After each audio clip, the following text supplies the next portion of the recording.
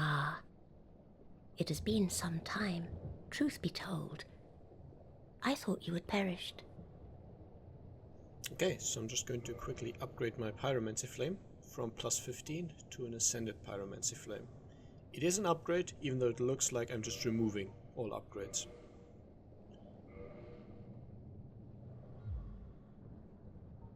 I have a favor to ask. My mother, the Witch of Izalith, was one of the primeval lords. Her power came from the soul that she found near the first flame. She focused this power to light a flame of her own. But she failed to control it. The flame of chaos engulfed Mother and my sisters and molded them into deformed creatures. Only I escaped. And now I am here. But my mother and sisters have been in anguish since. I beseech you, free Mother and my sisters from the flame of chaos. I cannot do it myself. I lack the strength and the bravery. But you, I realize what I am asking. But please, free their poor souls. Mother's ambitions were misguided, no doubt. But surely 1,000 years of atonement is enough. Now go. Whatever you do, do not crack and go hollow, lest my time spent on you be wasted. Okay, now that we have a moment, welcome to episode 14 of my Dark Souls full walkthrough. This is the way out of Blighttown. I've sped it up because I've already shown you how to get down via this path, and this is exactly the same, just the other way. So, mostly increasing the speed for the sake of brevity. There's just a lot of ladder climbing here. I've already explored all of this, and there isn't really any loot to be had anyway. The only thing resembling loot is a chest up here, which, if you don't have the master key, you need to be able to get back to Firelink. But yeah, that's really it. There's 3 enemies to fight. I will just briefly show you the first one. These undead barbarians. Again, they can drop the large club, but I didn't get a drop on camera, so I'm just gonna have to take my word for it. Generally they can be parried, they can also be backstabbed, which is obviously a lot safer and more easy, but yeah, doesn't matter. Anyway, next section, there's 2 of them, but if you're careful you can aggro them individually.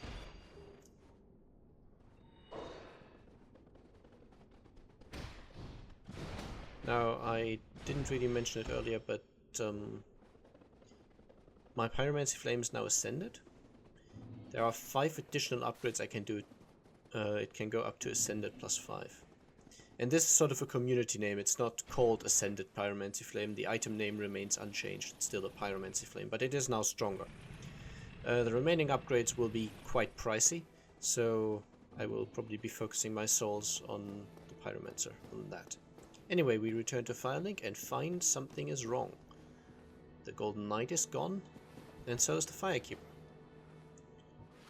Instead we find her clothes, a black eye orb, and if we examine her spot, it just says dead. So what's happened is that the Golden Knight has killed her. That in itself would just be annoying, but the major downside is, well, can't use this bonfire anymore. It's annoying. Anyway, let's have a chat. Did you ring the second bell? That is incredible. Okay. He's referring to someone we're going to meet in just a second. Sorry for skipping through the dialogue.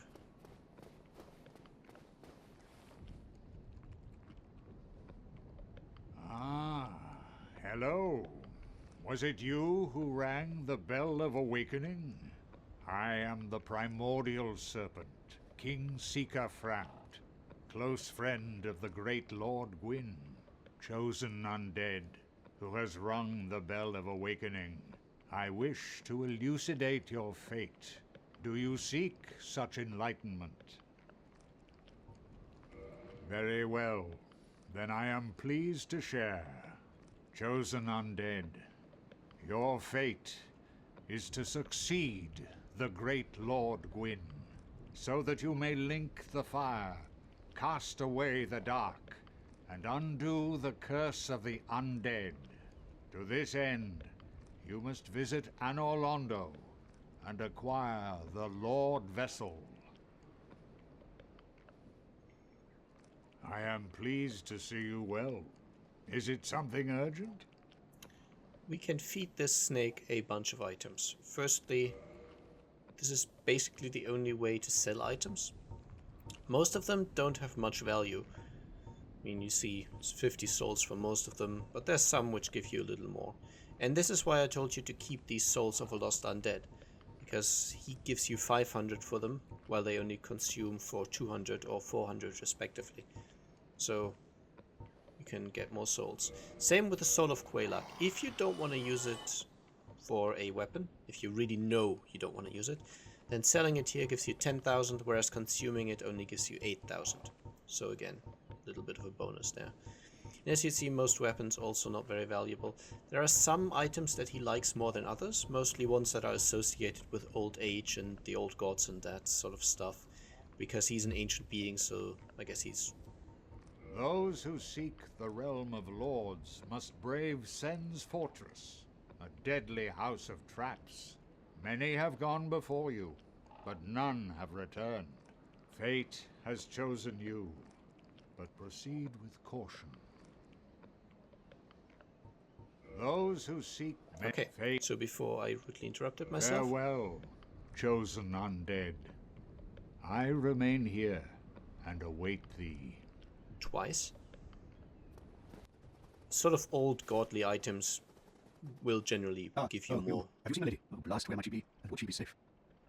Oh, I'm sorry. Miracles, was it? Sometimes I lose myself. Pay me no mind. Yeah, he doesn't say anything new. Just want to learn the gesture quickly. Anyway, we are going to tackle Sen's Fortress. You might notice that again the video is brightened up a little bit. That's because Sen's Fortress is again slightly dark.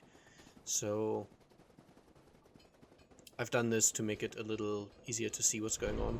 Colors obviously are washed out a bit because of it. And here I remembered I wanted to attune some magic. So just quickly putting on some options basically. And now let's see. The entrance room is already the first place where you can do a little bit of a trick. If you stand right around here, then one of the snake guardians will aggro. You can see him in distance, but the other one won't. And then there's a pressure plate on the floor, which you can use to trigger an arrow trap. And if you play your cards right, you will kill the snake with the arrow traps.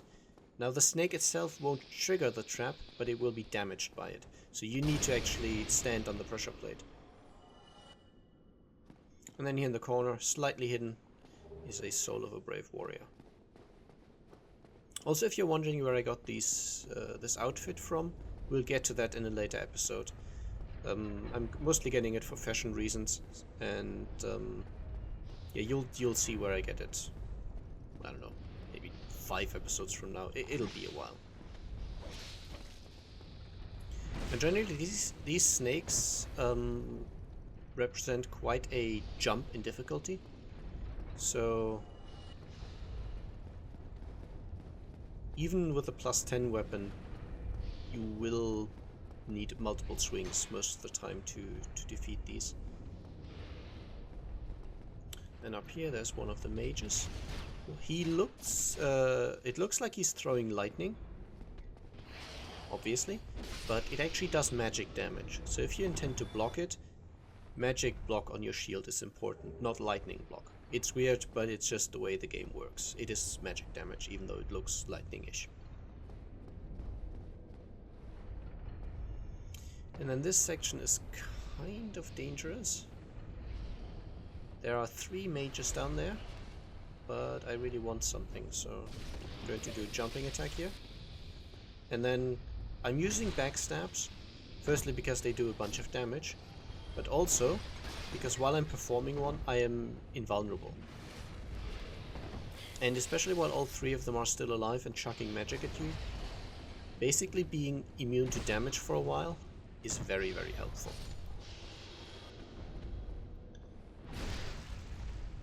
Now I'm going to jump down into the tar pits, I guess. But firstly, some preparations. If you have the rusted iron ring, make sure you have it equipped. Because there's some more Titanite demons down there. And so I'm about to show you, I have 3 demon Titanite on this character. I need 10 to max out a weapon. So I need a bunch more, and there's 2 fairly easy ones to be had down here. Now for the sake of completeness, there are 2 more Titanite demons down here. The 2 I'm killing are the weaker ones. There are 2 stronger ones. They're identical in terms of moveset, but they have more health and do more damage. And right now, I don't need to kill them. I get enough demon Titanite without doing those 2. I will come back later and maybe kill them, just for the sake of completeness to show you them. But yeah, I'm not going to do it now. There's no need, and they are quite a bit more difficult. Fighting them here without the rusted iron ring is really annoying, by the way, so I would strongly recommend you make sure to have it at this point. But there's not much else down here if you're not interested in the demon Titanite, so I guess if you know you don't want that, there's really no reason to come here. Okay, so that's the first one. I'm going to speed up the fight against the second one, because it's really just more of the same. The area is a little more awkward where you fight him, but it's the precisely... it's an identical enemy, it's just a copy. I just spent a little more time getting him out of the corner, because that makes circling around him difficult.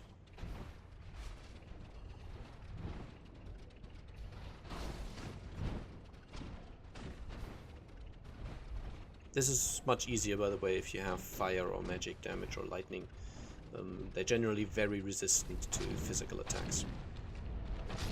And there we go. Again, he drops a demon Titanite. Then there's a soul on this corpse, and the corpse in the corner has a scythe on it.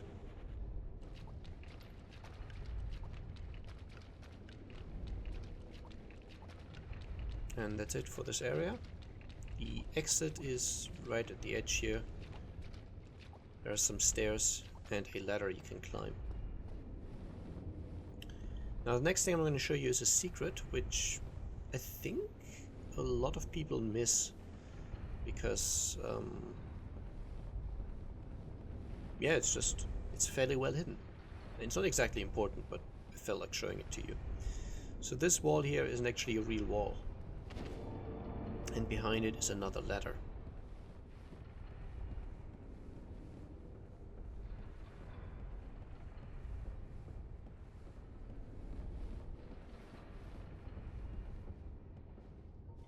And I'm not sure if you remember this guy in the background there. He's the one who opened the gate to Sen's Fortress after we rang the second bell. But helpful as he was, it wasn't exactly reason enough not to kill him. So he occasionally does this sort of rampage attack where he does a very fast series of attacks. But afterwards he has to rest a while, and you can hit his head for bonus damage, and he won't defend himself for 10 seconds maybe, making it quite easy to kill him. He doesn't respawn, but he does drop a Titanite chunk, so might as well kill him if you're here. And then on this corpse there's just a soul item. And dropping down puts us right back into the first room with the swinging axes. These do damage to you when they hit you, but more importantly they knock you down. And the damage plus the fall damage from being knocked off will kill you.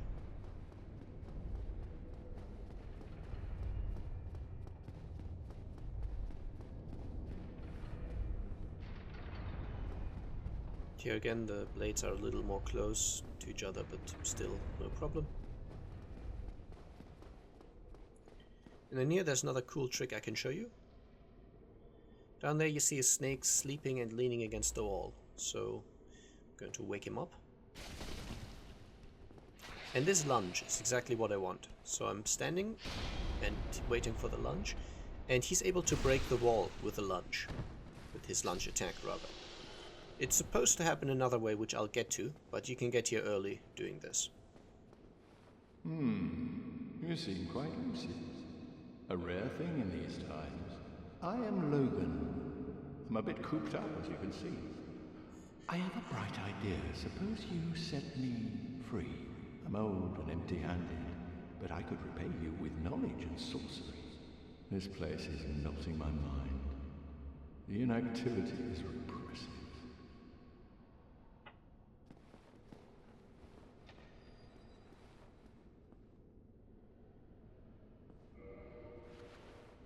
Oh, heavens! Thank you! I'm saved, and I'd love to resume my travels, but I must log a few things first, and I owe you a favor. I will return to Firelink Shrine. Speak with me there, so that I may impart my sorcery.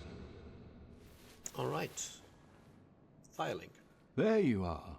I was expecting you. As promised, I will share my sorceries. So I've gotten a bunch of souls by selling stuff, and I'm just going to buy all his spells. Eventually I need to anyway for his quest, so I might as well do it now. I will stay here for the time being. Speak to me again to further your knowledge. Hello there.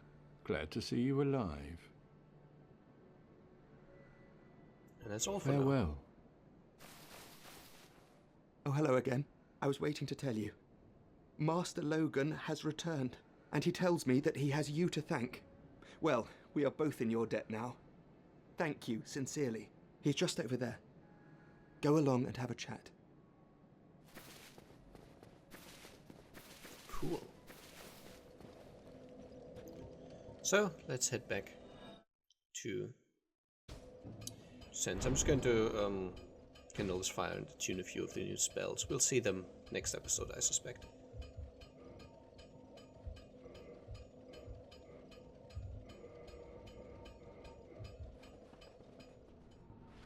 Alright, back in Sense Fortress.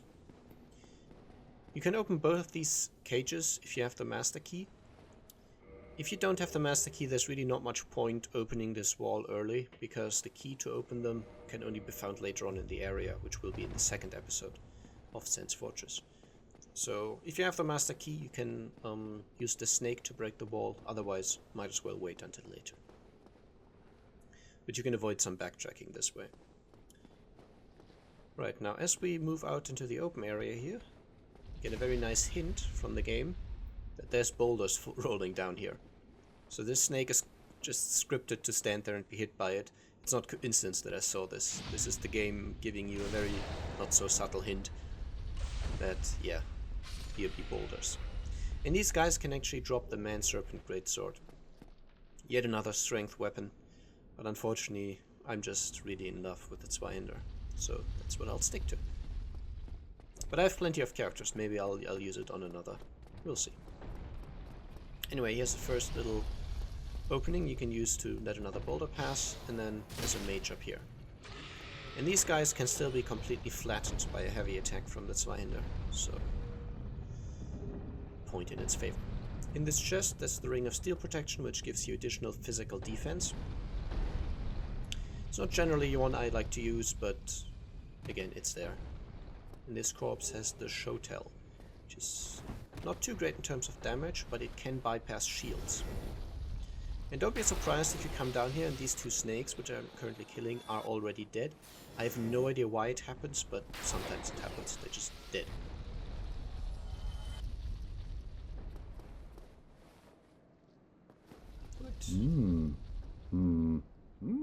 Oh ho! Ah, where did you come from? Splendid news, I tell you.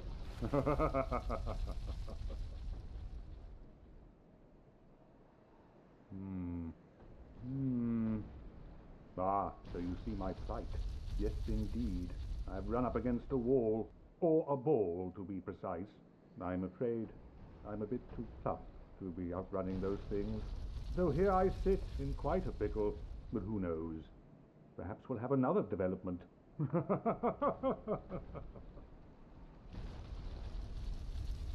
Perhaps I could try some rolling. Bah, No chance. My head would spin. Oh well. We'll be able to fix that problem for him later, and indeed we need to if we want to continue his questline. So the rest of this is sort of fairly predictable. Wait for a boulder and then move to the next safe spot and then wait for the next boulder. So you don't have enough time to skip a safe spot here anyway, so this is just the way it has to be done. The boulders do a bunch of damage and very well can knock you off the edge, so don't try tanking them. It's not worth it. And here, because I'm invisible, try to punch a wall to get the snake's attention. Because again, you can use the pressure plate trap to do some damage to it. And that's just the most fun you can have in Sense Fortress, killing the enemies with the traps. Because usually both of them try to kill you. Right, so here, the boulder trap has now changed directions. And be aware that whenever you enter that room, the boulder trap changes directions. Even if you've set it into a different path, it changes by itself. Something to be aware of. Okay, so in this cell here, if you wait for a while, there's a snake down there which has noticed you and will try to get to you. But his pathfinding will send him, well, onto this little edge there, and then even further down. He's unable to get back up to you. On every single one of my characters that I've tested this on, it's always worked, so it might not be 100%, but I suspect it probably is, or at least close to it. Right, now back on the path I've already shown you, so I'm just speeding this up. Please note that the arrow traps reset when you move past certain points. Again, boulder, run up and jump down here. But this time I'll go the other way. In here we have a corpse with a black sorcerer set and the sorcery hush.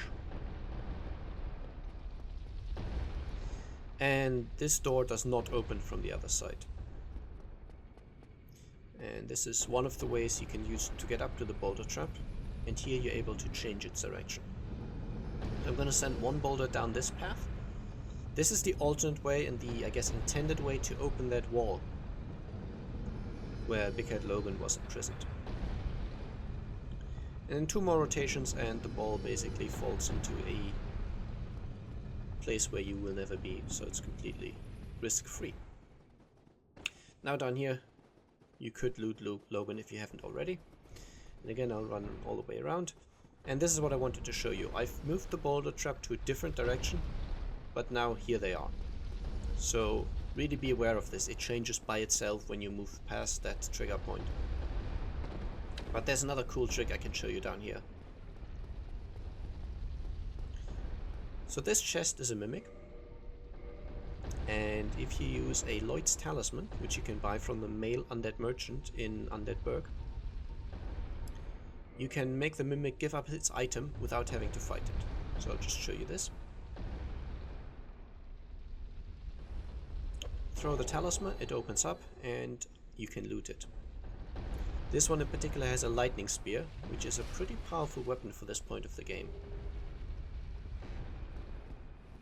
But more importantly, if you punch the mimic, it will actually wake up. Now you can do this without taking damage, I'm just not playing very well here. But if you throw another talisman at the mimic that's already woken up, it will go back into hibernation. And I'm punching it, not because I've got magic hands or anything like that, I just don't want to do too much damage because I don't want to kill it.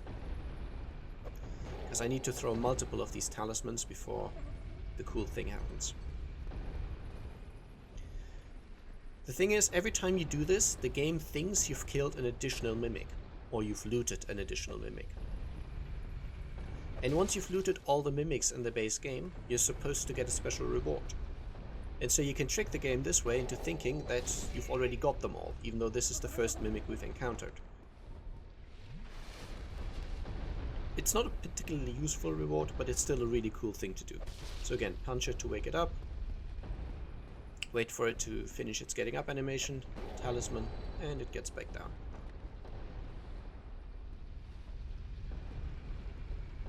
Okay, still nothing. You can get the item earlier from this method, as far as I know, but the chances are low. But that's why I check every time, instead of just, you know, counting 7 talismans.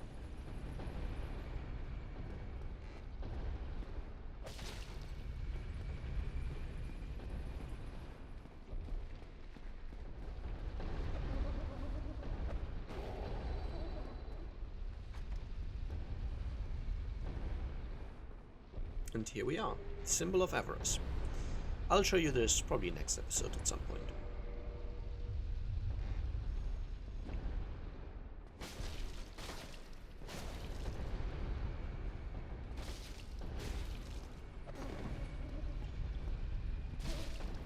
Now if you kill the mimic, you also get the item. What you should never do is open the chest up, because it'll grab you and do a ton of damage.